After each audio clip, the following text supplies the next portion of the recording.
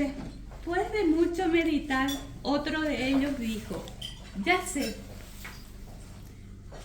le vamos a sacar la felicidad, pero el inconveniente es dónde esconderla para que no la puedan encontrar. Uno de ellos opinó: podríamos esconderla en la montaña más alta del mundo. Otro de ellos manifestó: no, recuerda que tienen fuerza. Alguna vez alguien puede subir y encontrarla. Si la encuentra uno, ya todos sabrán dónde está. Luego otro propuso: entonces vamos a esconderla en el fondo del mar. Allí no la encontrarán. Y otro contestó: no, recuerda que siempre están indagando.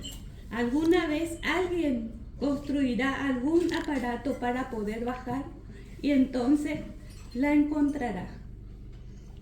Uno más dijo: escondámosla en una estrella muy lejos de la Tierra. Y le respondieron: no, recuerda que tienen inteligencia y un día alguien armará una nave espacial en la que puedan viajar y lograrán descubrir el misterio. Entonces todos tendrán felicidad.